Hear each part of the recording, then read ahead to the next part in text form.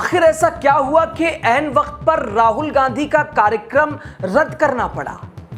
क्या यह सिर्फ एक सामान्य रद्दीकरण था या इसके पीछे कोई राजनीतिक दबाव भी था?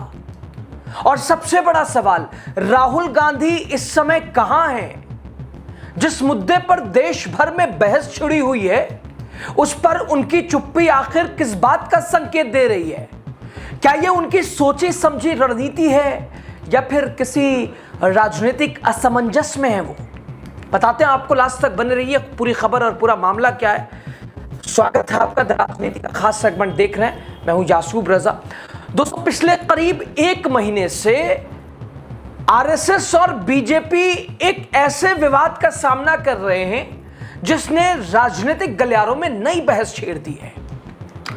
आरोपों और जवाबी दलीलों का दौर लगातार जारी है। समर्थक अपनी सफाई दे रहे हैं, विरोधी लगातार सवाल उठा रहे हैं। लेकिन इस पूरे घटनाक्रम ने सियासी माहौल को पूरी तरह गर्म कर दिया है। इस बीच सबसे बड़ा सवाल यह उठता है कि जो राहुल गांधी अक्सर आरएसएस की विचारधारा और उसकी राजनीति पर खुलकर हमला बोलते रहे हैं, वही राहुल गांधी इस पूरे विवाद पर लगभग खामोश क्यों हैं? आखिर उनकी तरफ से कोई बड़ा बयान क्यों नहीं आया है? क्या कांग्रेस ने इस मुद्दे पर अलग रणनीति बनाई है या फिर इसके पीछे कोई और राजनीतिक वजह है? आज के इस रिपोर्ट में हम इन्हीं सवालों की परत दर परत पड़ताल करेंगे, समझने की कोशिश करेंगे। आखिर राहुल गांधी की ये चुप्पी सिर्फ संयोग है या फिर इसके पीछे कोई बड़ी राजनीतिक रणनीति छुपी है? दोस्तों, सबसे बड़ा सवाल यही है कि आखिर राहुल गांधी का कार्यक्रम बार बार क्यों बदला जा रहा है या बदला गया और अब पूरी तरह से रद्द क्यों कर दिया गया? क्या ये सिर्फ एक सामान्य बदलाव है या इसके पीछे कोई बड़ी राजनीतिक वजह छुपी हुई है? आइए पूरी कहानी शुरुआत से समझते हैं। देखिए, कुछ ही दिन पहले राजस्थान के कोटा में राहुल गांधी ने छात्रों की गूंज नाम से एक बड़ा कार्यक्रम किया था। इस कार्यक्रम का मकसद था देश भर के छात्रों की आवाज को सामने लाना। खासकर नीट पेपर लीक अलग अलग राज्यों में हो रहा है। पेपर लीक, भर्ती परीक्षाओं में गड़बड़ियों और शिक्षा व्यवस्था को लेकर छात्रों की नाराजगी को राष्ट्रीय स्तर पर उठाना, इसी मुद्दे को लेकर एनएसयूआई और यूथ कांग्रेस पिछले कई महीनों से लगातार आंदोलन कर रहे हैं। राहुल गांधी ने भी इस अभियान में सीधे शामिल होकर छात्रों से बातचीत की, उनकी समस्याओं को सुनने की कोशिश की। कोटा का कार्यक्रम काफी चर्चा में रहा, आपने भी देखा होगा, राजनीतिक हलकों में भी इसकी खूब चर्चा हुई। इसी दौरान केंद्रीय शिक्षा मंत्री धर्मेंद्र प्रधान ने राहुल गांधी पर निशाना साधा और कहा कि वो छात्रों के बीच दहशत फैला रहे हैं। सत्ता पक्ष के इस तीखी प्रतिक्रिया को कांग्रेस समर्थक इस बात का संकेत मान रहे हैं कि कार्यक्रम का राजनीतिक असर हुआ, जबकि बीजेपी का कहना है कि कांग्रेस छात्रों के मुद्दों को उसका राजनीतिकरण कर रही है, छात्रों को भ्रम में डाल रही है। अब इसके बाद अगला बड़ा कार्यक्रम बिहार की राजधानी पटना में होना था। शुरुआत में इसकी तारीख 11 जुलाई तय की गई थी, लेकिन फिर अचानक बताया गया कि राहुल गांधी के लगातार यात्रा कार्यक्रमों को देखते हुए इसे 15 जुलाई तक कर दिया गया है, ताकि दिल्ली के कार्यक्रम के बाद वो सीधे पटना पहुंचे, पूरा समय दे सकें। यानी दोस्तों, पहले कहा गया कि कार्यक्रम रद्द नहीं हुआ है, सिर्फ तारीख बदल दी गई है। लेकिन अब जो जानकारी सामने आ रही है उसके मुताबिक 15 जुलाई वाला कार्यक्रम भी फिलहाल रद्द कर दिया गया है। अगर इस पूरे घटनाक्रम को देखें, तस्वीर कुछ इस तरह बनती है कि पहले कोटा में छात्रों की गूंज कार्यक्रम हुआ, उसके बाद 10 जुलाई को प्रयागराज में कार्यक्रम प्रस्तावित था, 11 जुलाई को पटना का कार्यक्रम था, बाद में उसे 15 जुलाई कर दिया गया और अब खबर आ रही है कि पटना का कार्यक्रम पूरी तरह रद्द कर दिया गया। यहीं से सवाल खड़े हुए, आखिर ऐसा क्यों हुआ, कैसे हुआ, किस बुनियाद पर हुआ, मकसद क्या है? जिस कार्यक्रम की इतनी तैयारी चल रही थी उसे पहले आगे बढ़ाया गया और फिर पूरी तरह रद्द करना पड़ा। क्या इसकी वजह सिर्फ राहुल गांधी का व्यस्त कार्यक्रम है? क्या कांग्रेस संगठन की तरफ से कोई बदलाव किया गया या फिर इसके पीछे कोई और राजनीतिक कारण है?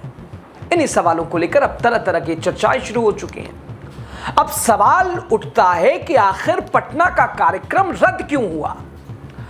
इसे लेकर कई तरह की बातें सामने आ रही हैं। पहली वजह यह बताई जा रही है कि बिहार में विधानसभा उपचुनाव के चलते आदर्श आचार संहिता लागू है। हालांकि जो उपचुनाव होना है वो 30 जुलाई को होना है। ऐसे में माहौल में बड़े स्तर पर या बड़े स्तर का छात्र कार्यक्रम आयोजित करना आसान नहीं माना जा रहा, क्योंकि आचार संहिता है। बड़ी संख्या में छात्रों को एक जगह जुटने से लेकर प्रशासनिक अनुमति तक कई तरह की व्यवहारिक चुनौतियां सामने आ सकती हैं। खैर, दूसरी वजह संगठनात्मक तैयारियों को लेकर बताई जा रही है। चर्चा है कि जिस तरह का माहौल कोटा में देखने को मिला, वैसी तैयारी पटना में नहीं हो पाई। कोटा के कार्यक्रम में सिर्फ छात्र ही नहीं बल्कि उनके माता पिता, कोचिंग संस्थानों के शिक्षक, शिक्षा से जुड़े कई लोग बड़ी संख्या में पहुंचे हैं। दोस्तों, उसी वजह से कार्यक्रम की काफी चर्चा हुई, लेकिन कहा जा रहा है कि पटना में वैसी भागीदारी सुनिश्चित नहीं हो सकी। और वहीं कांग्रेस के कुछ अंदरूनी सूत्रों का कहना है कि सबसे बड़ी वजह उपचुनाव और आचार संहिता है। उनके मुताबिक ऐसे समय में इस तरह का बड़ा कार्यक्रम करना व्यवहारिक नहीं था। हालांकि पार्टी की ओर से अभी तक कोई विस्तृत आधिकारिक बयान नहीं आया सामने। कार्यक्रम दोबारा कब होगा, फिलहाल जानकारी के मुताबिक 10 जुलाई को प्रयागराज, 14 जुलाई को दिल्ली का कार्यक्रम तय है। यानी फिलहाल राहुल गांधी का फोकस इन दोनों कार्यक्रमों पर रहेगा। लेकिन दोस्तों, अब आते हैं उस सवाल पर जो इस समय सबसे ज्यादा चर्चा में है। आखिर राम मंदिर के चढ़ावे से जुड़े विवाद पर राहुल गांधी अब तक खुलकर क्यों बोल नहीं रहे? आखिर राहुल गांधी हर मुद्दों पर सरकार को, और इतना बड़ा इशू राम मंदिर, चंदा चोरी, आरएसएस बीजेपी का खेल, इतना बड़ा मुद्दा, राहुल गांधी नेता विपक्ष खामोश क्यों? जब राजनीतिक माहौल इतना गर्म है, विपक्ष लगातार सवाल उठा रहा है, सोशल मीडिया पर भी मुद्दे पर बहस चल रही है, ट्रस्ट में विश्वसनीयता पर सवाल है, राम मंदिर, अयोध्या, सनातनी भाइयों का जाना कम हो गया है, प्रभाव दिखाई दे रहा है, बीजेपी को नुकसान साफ, क्योंकि रोड शो, रैलियों में भीड़ नहीं होती है, चेहरा चाल चरित सामने आ गया है, राम के नाम पर दुकान चलाने वाले राम के साथ ही छल चपट कर रहे हैं, धोखा कर रहे हैं।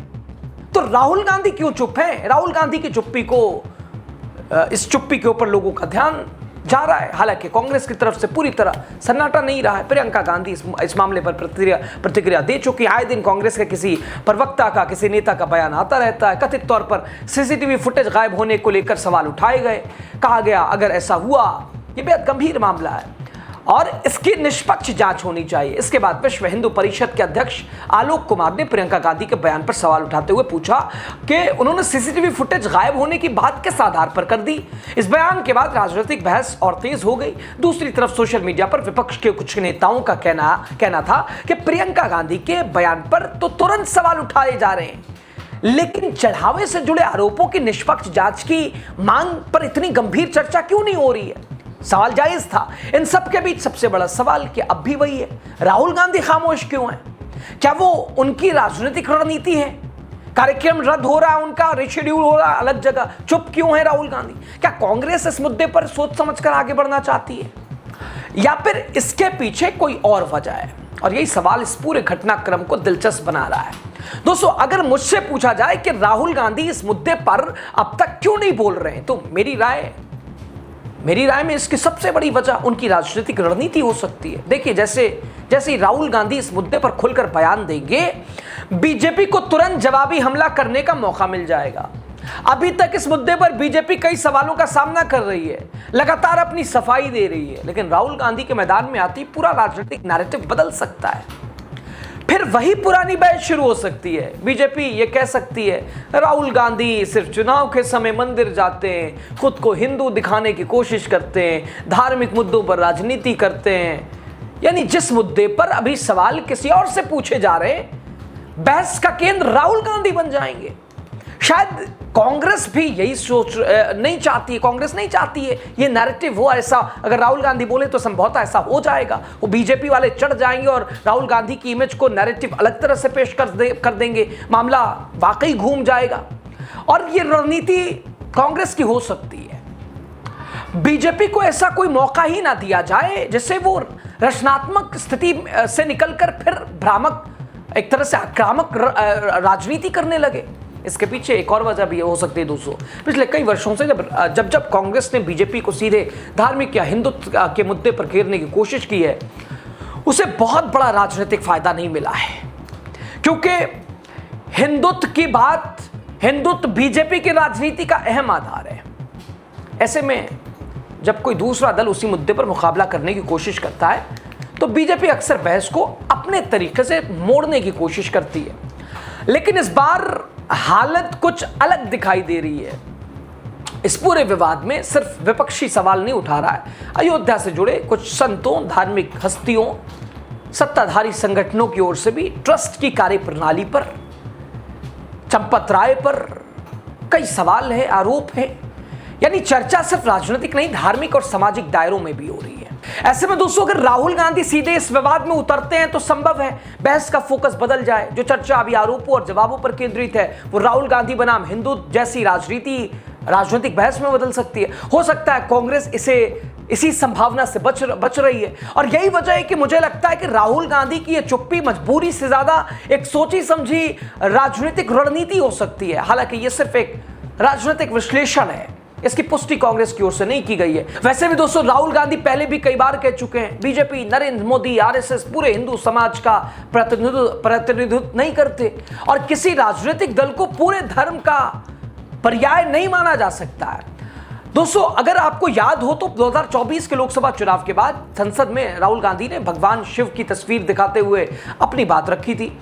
उस दौरान सदन में काफी हंगामा भी हुआ था। प्रधानमंत्री नरेंद्र मोदी, राजनाथ सिंह, सत्ता पक्ष के कई नेता बीच बीच में खड़े होकर आपत्ति जता रहे थे। राहुल गांधी का वो भाषण लंबे समय तक चर्चा का विषय बना रहा। लेकिन इस बार का मामला थोड़ा अलग दिखाई देता है। सोशल मीडिया पर कई लोग ये कह रहे थे कि राहुल गांधी को खुद अयोध्या जाना चाहिए था, राम मंदिर के बाहर धरना देना चाहिए था, इस मुद्दे पर खुलकर सरकार को घेरना चाहिए था। लेकिन अगर वो ऐसा करते हैं तो संभव है पूरी राजनीतिक बहस का केंद्र बदल जाता है। चर्चा आरोपों या विवादों की जगह राहुल गांधी और उनकी राजनीति पर आ जाती।